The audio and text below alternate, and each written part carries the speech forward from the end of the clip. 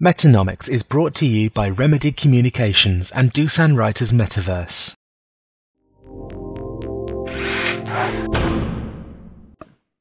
Now it's time for our regular closing comment, connecting the dots. Today I connect two dots you might find a bit surprising.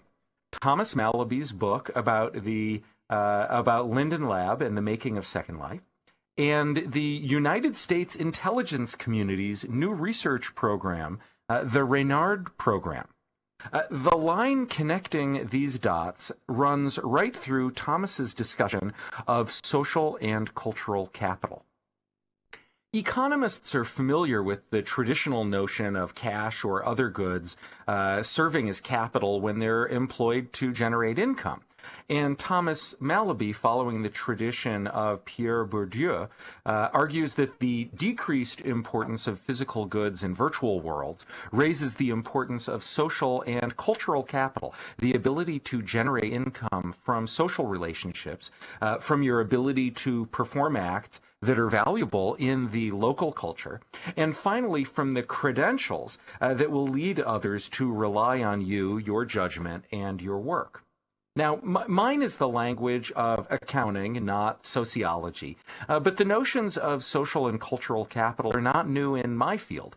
Few accountants would dispute their importance. We just call them by different names, like goodwill, intellectual property, human resources, human capital, and we debate whether they can be measured with enough reliability, that they should actually be incorporated into financial statements.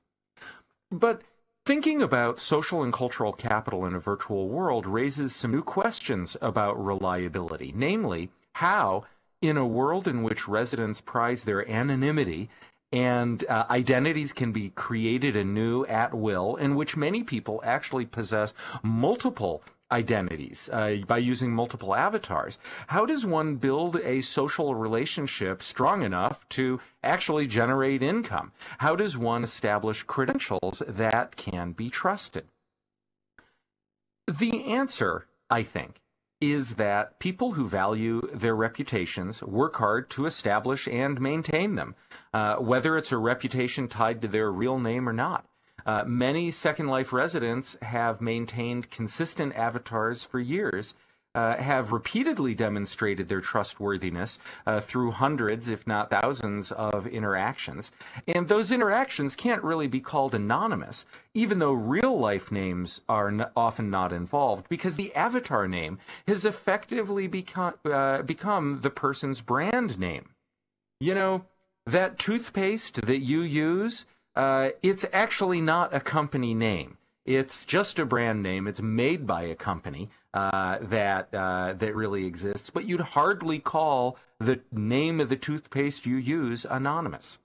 Now, it's harder to build credentials than a reputation, because credentials, almost by definition, are conferred by someone else, often an organization.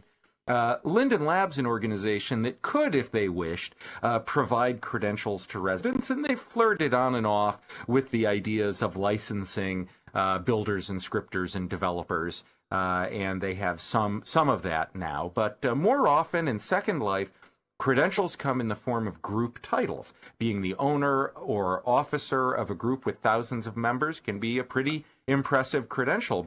Simply being a member of the group not possible in real life is a credential for a builder.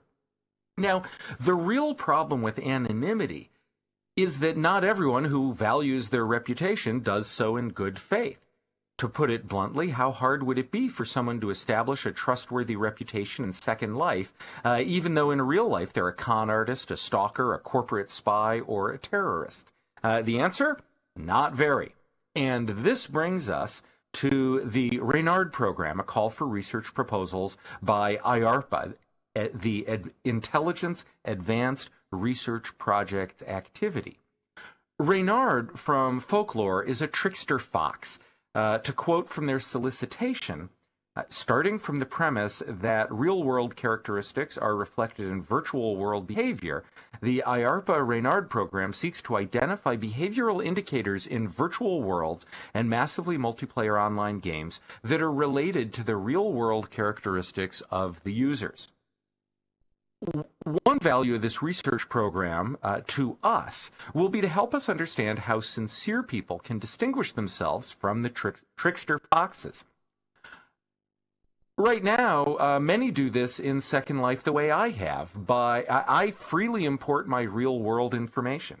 Anyone who deals with me in Second Life knows that in real life, I'm Rob Bloomfield. I'm a professor of accounting at Cornell University, and so on and so forth. But the Reynard program will let us go much further than that. Can we look at typing patterns and make a good guess about age, gender, and nationality? I understand that no one under age 25 actually uses punctuations or spells out the words Y-O-U and A-R-E, but I'm old enough I find it hard to break habits like that. How much can we learn about people from the way they dress? Is that woman avatar really a man? Maybe we can tell. Group membership and other profile data would also seem to provide a lot of useful information that we can use to identify who's who. In the end, the Reynard program will help the sincere among us in two ways: by helping us uncover tricksters, and perhaps more importantly, by helping us devise new ways to establish our reputations and our credentials more reliably within the rather unusual sphere of virtual worlds and Second Life in particular. And by the way, don't be surprised if later this year you see researchers in Second Life asking you to fill out surveys that will help them correlate your real life characteristics with your Second Life behaviors, profile data, and other information from the world. I hope you will all cooperate with them, as this is a research program that I think can really help all of us.